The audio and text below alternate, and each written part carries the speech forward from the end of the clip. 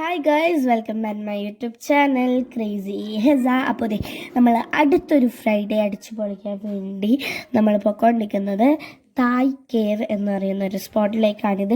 ഒമാനിയിലെ തന്നെ ഒരു ഫേമസ് സ്പോട്ടും കൂടിയാണ്. ഇപ്പോൾ നമ്മളിത് റോട്ടിൽ കൂടെ പൊയ്ക്കൊണ്ടിരിക്കണേണ്. അതിൻ്റെ അടുക്ക് ദേ ഇവ കാറിലിരുന്ന് അതിൻ്റെ അകത്തുള്ള പേപ്പേഴ്സ് കാര്യങ്ങളൊക്കെ എടുത്തോ കളിക്കണേ കേട്ടോ. പിന്നെ അത് എടുക്കാൻ നേരത്തെ ഒരു കള്ളച്ചിരി അവൾ ചിരിക്കുന്നുണ്ടായിരുന്നു. അങ്ങനെ നമ്മൾ ഈ സ്പോട്ടിലെത്തി. അങ്ങനെ കുറച്ച് നടക്കാനുണ്ട്, കുറച്ചുള്ളൂ.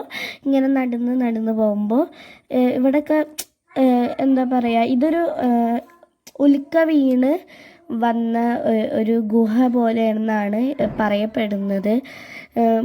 ഭയങ്കര വലിയ ഗുഹയാണ്. പിന്നെ അത് അവിടെ നമുക്കിങ്ങനെ നോക്കി നിൽക്കാനൊക്കെ ഉള്ളൊരു ഇതുപോലെ വെച്ചിട്ടുണ്ട്. അങ്ങനെ അതേ ഒരു മരം ഉണ്ടായിരുന്നു. അപ്പോൾ എല്ലാവരും മമ്മും നേഹല്ല കേട്ടോ, ധൻവിയും ഹംദാനും സയാനൊക്കെ കയറി അവിടെ മരത്തിൽ കയറി കളിക്കണമായിരുന്നു. ഞാനും ഹംദാനാണോ സയാനാണോ എന്ന് അറിഞ്ഞൂടാ. ഞാൻ ഇങ്ങനെ ആട്ടിക്കൊണ്ടിരിക്കണമായിരുന്നു.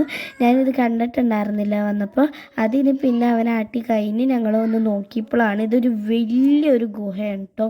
അതിൻ്റെ അടിയിലേക്ക് നമുക്ക് ഇറങ്ങാൻ പറ്റത്തില്ല, നല്ല റിസ്ക്കാണ് ഇറങ്ങണമെങ്കിൽ തന്നെ.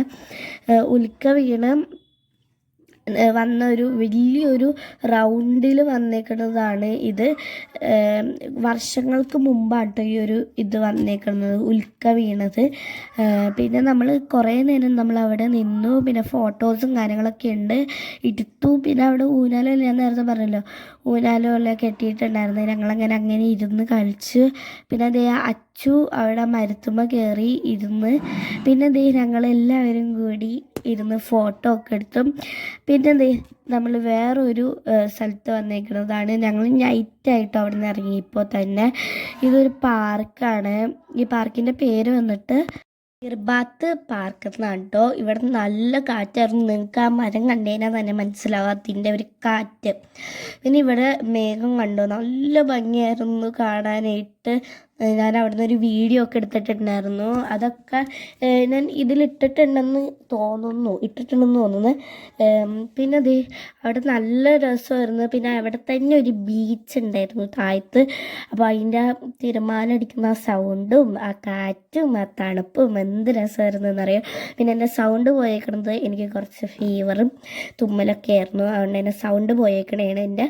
പിന്നെ ഇഷ്ടമായെങ്കിൽ ലൈക്ക്, ഷെയർ, സബ്സ്ക്രൈബ്.